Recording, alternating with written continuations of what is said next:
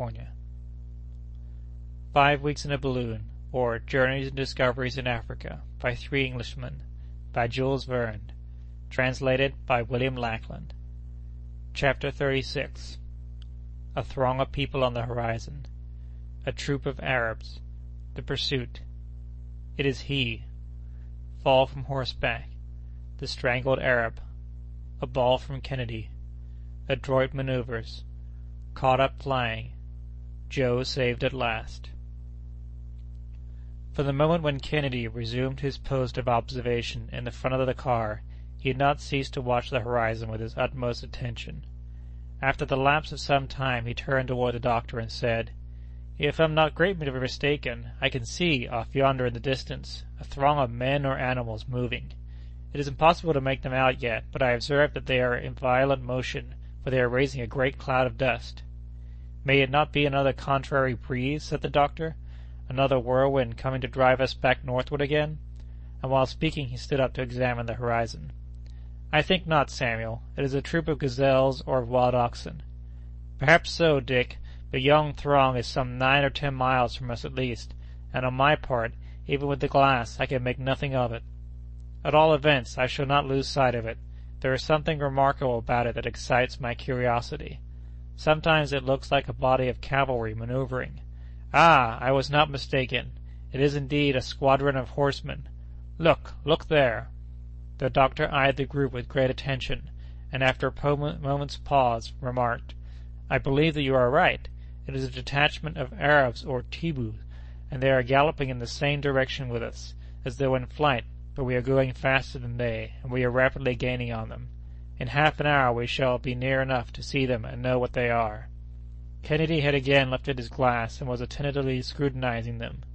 Meanwhile the crowd of horsemen was becoming more distinctly visible, and a few were seen to detach themselves from the main body. "It is some hunting maneuver, evidently," said Kennedy. "Those fellows seem to be in pursuit of something. I would like to know what they are about." "Patience, Dick. In a little while we shall overtake them, if they continue on the same route. We are going at the rate of 20 miles per hour, and no horse can keep up with that." Kennedy again raised his glass, and a few minutes later he exclaimed, "They are Arabs, galloping at the top of their speed. I can make them out distinctly. They are about 50 in number. I can see their bournouses, puffed out by the wind. It is some cavalry exercise that they are going through. Their chief is 100 paces ahead of them, and they are rushing after him at headlong speed. Whoever they may be, Dick, they are not to be feared, and then, if necessary, we can go higher. Wait, doctor, wait a little." "It's curious," said Kennedy again, after a brief pause. "There's something going on that I can't exactly explain. By the efforts they make, and the irregularity of their line, I should fancy that those Arabs are pursuing someone, instead of following." "Are you certain of that, Dick?" "Oh, yes, it's clear enough now. I am right. It is a pursuit, a hunt, but a man-hunt.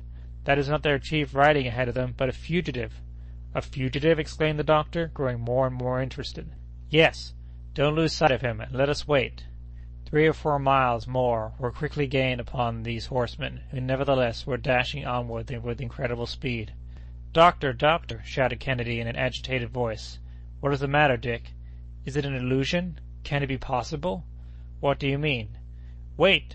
And so saying, the Scot wiped the sights of his spy-glass carefully and looked through it again intently. "Well?" questioned the doctor. "It is he, doctor!" "He!" exclaimed Ferguson with emotion. "It is he, no other!" And it was needless to pronounce the name. "Yes, it is he, on horseback, at only 100 paces in advance of his enemies. He is pursued." "It is Joe! Joe himself!" cried the doctor, turning pale. "He cannot see us in his flight." "He will see us, though," said the doctor, lowering the flame of his blowpipe.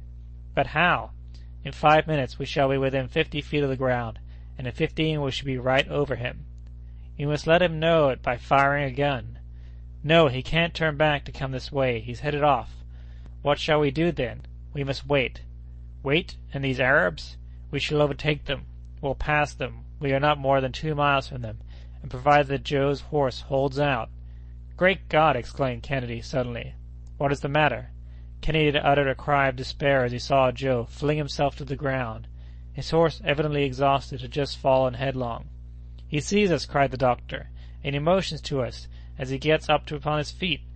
The Arabs will overtake him. What is he waiting for? Ah, the brave lad! Huzza! Shouted the sportsman, who could no longer restrain his feelings. Joe, who had immediately sprung up after his fall, just as one of the swiftest horsemen rushed upon him, bounded like a panther, avoided his assailant by leaping to one side, jumped up behind him on the crupper, seized the Arab by the throat, and strangling him with his sinewy hands and fingers of steel, flung him on the sand, and continued his headlong flight.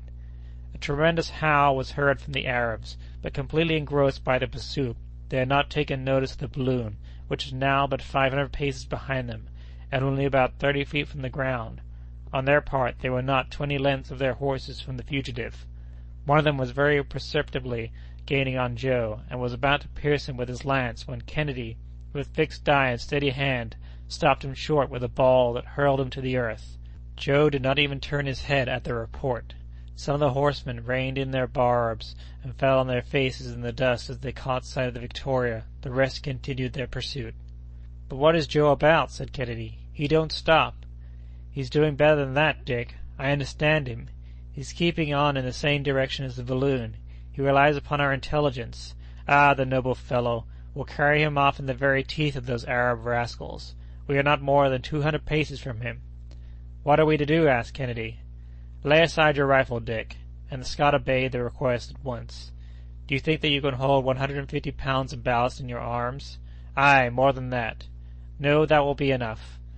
And the doctor proceeded to pile up bags of sand in Kennedy's arms. "Hold yourselves in readiness in the back part of the car, and be prepared to throw out that ballast at a single effort. But, for your life, don't do so until I give the word. Be easy on that point. Otherwise we should miss Joe, and he would be lost. Count upon me." The Victoria at that moment almost commanded the troop of horsemen who were still desperately urging their steeds at Joe's heels. The doctor, standing in the front of the car, held the ladder clear, ready to throw it at any moment. Meanwhile, Joe had still maintained the distance between himself and his pursuers, say about 50 feet. The Victoria was now ahead of the party. "Attention!" exclaimed the doctor to Kennedy. "I am ready."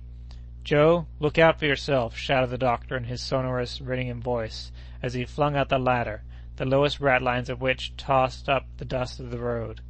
As the doctor shouted, Joe had turned his head, but without checking his horse. The ladder dropped close to him, and at the instant he grasped it, the doctor again shouted to Kennedy, "Throw ballast!" "It's done!" And the Victoria, lightened by a weight greater than Joe's, shot up 150 feet into the air. Joe clung with all his strength to the ladder during the wild oscillations that it had to describe, and then, making indescribable gestures to the Arabs, and climbing with the agility of a monkey, he sprang up to his companions, who received him with open arms. The Arabs uttered a scream of astonishment and rage. The fugitive had been snatched from them on the wing, and the Victoria was rapidly speeding far beyond their reach. "Master! Kennedy!" ejaculated Joe, and, overwhelmed at last with fatigue and emotion, the poor fellow fainted away, while Kennedy, almost beside himself, kept exclaiming, "Saved! Saved!" "Saved indeed," murmured the doctor, who had recovered all his phlegmatic coolness. Joe was almost naked. His bleeding arms, his body covered with cuts and bruises, told what his sufferings had been. The doctor quietly dressed his wounds and laid him comfortably under the awning. Joe soon returned to consciousness, and asked for a glass of brandy, which the doctor did not see fit to refuse, as the faithful fellow had to be indulged. After he had swallowed the stimulant, Joe grasped the hands of his two friends, and announced that he was ready to relate what had happened to him. But they would not allow him to talk at that time, and he sank back into a profound sleep, of which he seemed to have the greatest possible need. The Victoria was then taking an oblique line to the westward. Driven by a tempestuous wind, it again approached the borders of the thorny desert, which the travellers descried over the tops of palm trees, bent and broken by the storm, and after having made a run of 200 miles since rescuing Joe, it passed the 10th degree of east longitude about nightfall. End of Chapter 36 of 5 Weeks in a Balloon. Recording by Alex Heatelander, Roseville, California. www.alexheatelander.com